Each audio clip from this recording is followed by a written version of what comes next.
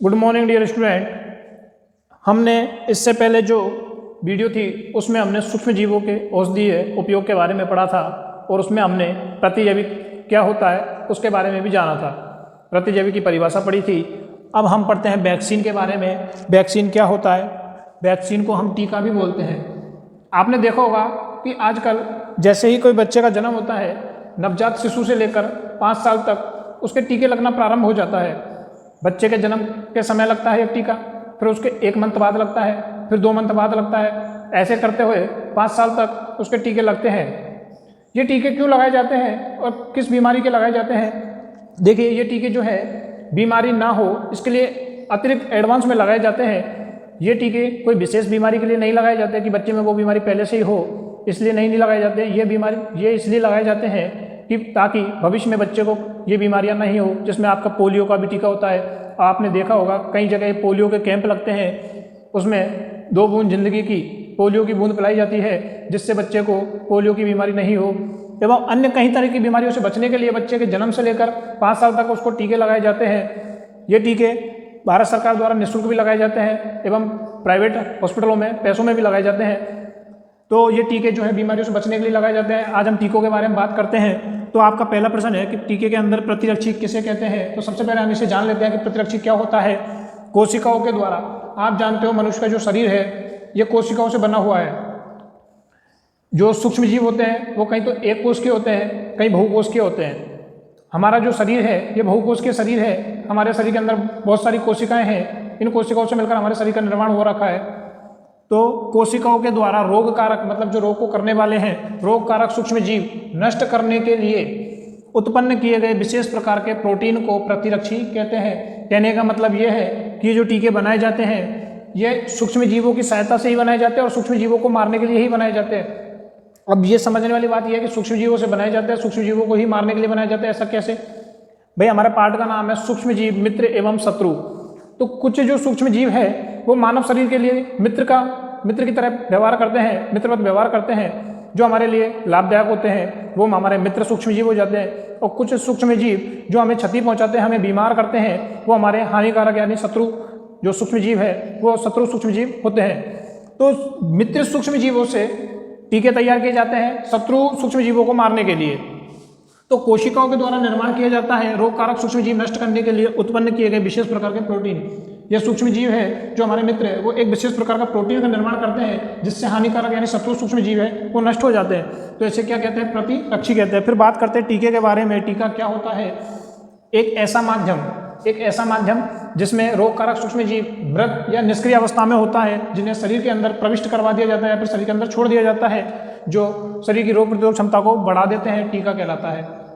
कहने का मतलब ये है कि जैसे आपको पोलियो की दवा पिलाई जाती है, ठीक है, पोलियो की दवा पिलाने के अंदर जो पोलियो की दवा है उसके अंदर जो सूक्ष्म जीव है वो मृत अवस्था या फिर निष्क्रिय अवस्था में होते हैं, डिसएक्टिव होते हैं, सक्रिय नहीं होते हैं, निष्क्रिय होते हैं। ये क्या करते हैं कि जैसे ही आपके अंदर पोलियो बीमारी करने वाले सूक्ष्म जीव है वो आपके शरीर के अंदर जैसे ही प्रवेश करेंगे तो ये जो निष्क्रिय सूक्ष्म जीव थे जो आपको पोलियो की बूंद के द्वारा पिला दिए गए थे, ये एक्टिव हो जाते हैं, सक्रिय हो जाते हैं और ये उन शत्रुओं को मारकर नष्ट कर देते हैं। इसलिए जब शरीर के अंदर जाते हैं तो निष्क्रिय अवस्था में होते हैं, लेकिन जैसे ही इनके शत्रु आ जाते हैं तो ये सक्रिय हो जाते हैं और अपने शत्रु को मार देते हैं और हमें बीमारी होने से बचा लेते हैं। देखिए, कई प्रकार के टीके होते हैं। 6 रोग के लिए टीका। 6 रोग होता है। टीबी रोग जो होता है वो 6 रोग है। टीबी रोग के बारे में आप जानते होंगे। टीबी जो रोग होता है उसको 6 रोग बोलते हैं। टीबी रोग जिसमें लंबी खांसी चलती है, मतलब मनुष्य को 1 हफ्ता या फिर 15 दिन से ज़्यादा खांसी होती है तो वो टीबी की जांच करवाना जरूरी हो जाता है कि उसे टीबी तो नहीं है। टीबी रोग को 6 रोग कहते हैं। इसके 6 रोग के लिए जो टीका लगाया जाता है वो होता है बीसीजी का टीका। बीसीजी का टीका, ये 6 रोग जो है वो कौन से जीवाणु द्वारा होता है? माइक्रोबैक्टीरियम टर्बूकुलियस नामक सूक्ष्म जीव के कारण टीबी रोग होता है। उससे बचने के लिए हमें बीसीजी का टीका लगाया जाता है। आपको इनके जीवाणुओं और इनकी फुल फॉर्म पढ़ने की जरूरत नहीं है, लेकिन फिर भी मैंने बता दी है क्योंकि आपके सिलेबस में इनकी फुल फॉर्म भी नहीं है, ना ही इनके जीवाणुओं के बारे में। केवल आपको इतना सही बताया गया है कि किस बीमारी के लिए कौन सा टीका लगाया जाता है। फिर आगे हम बात करते हैं पोलियो रोग के लिए कि पोलियो रोग के लिए ओपीवी का टीका लगाया जाता है, ओरल पोलियो वैक्सीन। ओरल का मतलब होता है मुख द्वारा, मुंह से जो लेने वाली वैक्सीन है, मुंह से लेने वाला जो टीका है वो होता है पोलियो का टीका, इसलिए इसको ओरल पोलियो वैक्सीन कहते हैं, OPV। ये वाला टीका लगाया जाता है पोलियो रोग के लिए, पोलियो रोग नहीं हो उससे बचने के लिए। टाइफाइड में जो टीका लगाया जाता है वो है TCB। फिर हम बात करते हैं चेचक रोग के बारे में। चेचक रोग के टीके की सर्वप्रथम खोज एडवर्ड जेनर वैज्ञानिक है ये, इन वैज्ञानिक ने सर्वप्रथम खोज की थी, एडवर्ड जेनर जी ने 1798 ईस्वी में चेचक रोग के टीके की खोज की थी। इसको आपको नोट करना है। फिर इसके बाद हम बात करते हैं अगला आपका जो नाइट्रोजन का स्थिरीकरण है उसके बारे में, इसको नोट कीजिए आप।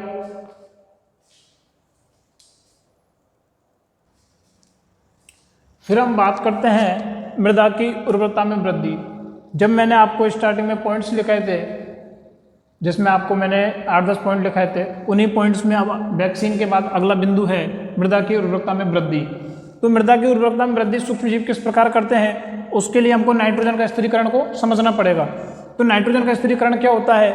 राइजोबियम जीवाणुओं द्वारा। अब इसमें यह आ गया कि राइजोबियम जीवाणु क्या होते हैं। देखो, आपने जैसे कोई फलीदार पौधा देखा होगा, फलीदार पौधे का ये होता है तना, और उसके ये मिट्टी के नीचे होती है, जड़ें होती है, ये इस प्रकार जड़ें होती है। तो इन जड़ों में ये ग्याठेनुमा संरचना पाई जाती है। ये जो ग्याठेनुमा संरचना है, इन संरचनाओं द्वारा इसमें क्या होता है, राइजोबियम जीवाणु क्या करता है, इसमें नाइट्रोजन गैस, वायुमंडल से नाइट्रोजन गैस लेता है, वायुमंडल से क्या करता है, नाइट्रोजन गैस ग्रहण करता है, तथा इस नाइट्रोजन गैस के यौगिक बना देता है। कैसे? नाइट्रोजन NN, नाइट्रोजन को उसके यौगिकों में परिवर्तित कर देता है, जिससे ये मिट्टी के साथ मिलकर, मिट्टी, जल और जमीन में जो खनिज लवण है उनके साथ मिलकर पौधे हैं उनको मजबूती प्रदान करता है, उसके लिए उर्वरक का काम करता है। आपने देखो मिट्टी में नाइट्रोजन होता है जो कि उर्वरकता का काम करता है।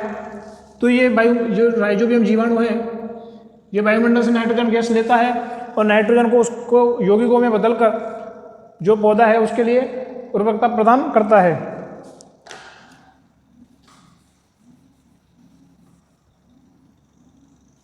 तो हम बात कर रहे थे नाइट्रोजन का स्थिरीकरण क्या होता है। राइजोबियम जीवाणुओं द्वारा वायुमंडलीय नाइट्रोजन को नाइट्रोजन के यौगिकों में परिवर्तित करना क्या कहलाता है, नाइट्रोजन का स्थिरीकरण।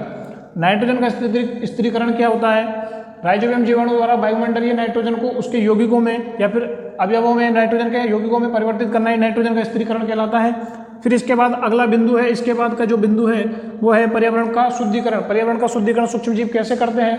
देखो, आपने आपके आसपास, घरों के आसपास या फिर कोई कहीं पे ऐसा देखा होगा कि जो आपके व्यर्थ के जो काम नहीं आने वाले सामान है, पदार्थ है, उनको आप फेंक देते हो, तो वो कहाँ जाते हैं, पड़े पड़े कहाँ गायब हो जाते हैं? वो गायब ऐसे हो जाते हैं कि सूक्ष्म जीव द्वारा उनका अपघटन कर लिया जाता है और वो धीरे धीरे विलुप्त हो जाते हैं। कोई जानवर है जो मर गया, उसको पटक देते हो तो वो धीरे धीरे आप देखते हो कि एक समय ऐसा आता है कि वो जानवर धीरे गायब हो जाता है। तो वो गायब कैसे हुआ? सूक्ष्म जीवों द्वारा ही उसका अपघटन किया गया, और अपघटन करने से जो वो जानवर है वो धीरे धीरे विलुप्त हो गया और आपका जो पर्यावरण है वो शुद्ध हो गया। सूक्ष्म जीव जानवरों के मृत शरीरों, जानवरों एवं पौधों के अपशिष्ट जो शेष बचते हैं, बेकार व्यर्थ बचते हैं, उसको अपशिष्ट बोलते हैं, का अपघटन करके उनको सरलतम पदार्थों में परिवर्तित कर देते हैं। इस प्रकार जो है पर्यावरण का शुद्धिकरण होता है। इसमें आपका खाद तैयार करना है, वर्मी कंपोस्टिंग है। जो खाद तैयार की जाती है वो पेड़ पौधों के अपशिष्टों एवं जानवरों के अपशिष्टों से ही तैयार की जाती है। जानवर अगर अपशिष्ट कर देता है, उसको हम काम में नहीं लेते हैं, तो वो पर्यावरण को दूषित करते हैं, इसलिए उससे खाद बना ली जाती है, जिससे पर्यावरण भी शुद्ध हो जाता है। फिर हम बात करते हैं, यहाँ तक तो अभी हमने जो पढ़ा है, अब तक जितने भी बिंदु पढ़े हैं वो पढ़े हैं हमने सूक्ष्म जीवों के जो लाभदायक बिंदु है वो पढ़े थे कि सूक्ष्म जीव हमारे लिए किस प्रकार लाभदायक है, किस प्रकार हमारे मित्र की भांति कार्य करते हैं। अब हम पढ़ेंगे सूक्ष्म जीवों के हानिकारक प्रभाव, यानी जो शत्रु सूक्ष्म जीव है उनके बारे में हम पढ़ेंगे। तो उसमें सबसे पहला आता है आपका रोगाणु, कि रोगाणु क्या होता है। ऐसे सूक्ष्म जीव जो मनुष्य, जंतु अथवा पौधों में रोग फैलाते हैं। ऐसे सूक्ष्म जीव जो मनुष्य, जंतु तथा पौधों में रोग फैलाते हैं, वो क्या कहलाते हैं? रोगाणु कहलाते हैं। भाई, आप बीमार कैसे होते हो? रोगाणु के द्वारा ही तो होते हो, सूक्ष्म जीवों के द्वारा ही तो होते हो। पौधे हैं वो भी बीमार हो जाते हैं। पौधे बीमार कैसे होते हैं? उनको बुखार थोड़ी आता है। पौधे जो है वृद्धि नहीं करते हैं, उसके तना कमजोर हो जाता है, पत्तियाँ फूटती नहीं है, फल नहीं आते हैं। इस प्रकार का मतलब क्या है कि पौधा बीमार है, पौधा स्वस्थ नहीं है, जानवर बीमार हो जाते हैं। ये सब किनके कारण होते हैं? सूक्ष्म जीवों के कारण होते हैं। जो हमारे शत्रु सूक्ष्म जीव है उनके कारण हम बीमार हो जाते हैं और पौधे वगैरह जानवर जो भी है वो भी बीमार हो जाते हैं। इसको आप नोट कीजिए। फिर इसके बाद अगली बात करते हैं। देखिए फिर हम बात करते हैं कि सूक्ष्म जीव जो है मनुष्यों में किस प्रकार प्रवेश करते हैं। तो इन माध्यमों द्वारा सूक्ष्म जीव जो है मनुष्य की बॉडी के अंदर प्रवेश करते हैं भोजन द्वारा। कैसे कि आप अशुद्ध भोजन, जो शुद्ध भोजन नहीं है, सड़ा गला है, ढका हुआ नहीं है, कच्चा है, इस प्रकार का जो भोजन है जो बेकार है, अशुद्ध है, तो इस प्रकार का जो भोजन करते हो तो इससे क्या है, सूक्ष्म जीव जो उसमें उपस्थित है भोजन में वो आपके शरीर के अंदर प्रवेश कर जाते हैं और आपके शरीर को बीमार या फिर हानि पहुंचा देते हैं। जल द्वारा, दूषित जल पीने से, संपर्क द्वारा, जैसे कोई अस्वस्थ व्यक्ति है, संक्रमित व्यक्ति है, उसके संपर्क में आप आ जाते हो तो भी आप बीमार हो सकते हो।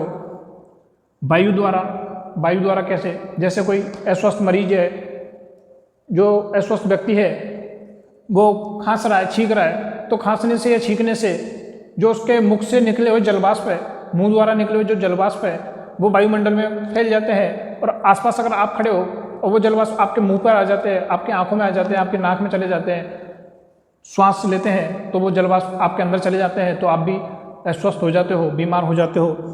किसी जानवर के काटने से, कोई कीट है, मक्खी है, मच्छर है, कई प्रकार के मच्छर होते हैं, उनके काटने से हम बीमार हो जाते हैं। तो इस प्रकार जो सूक्ष्म जीव है मनुष्य के अंदर प्रवेश करते हैं। आज की वीडियो यही समाप्त करते हैं। धन्यवाद।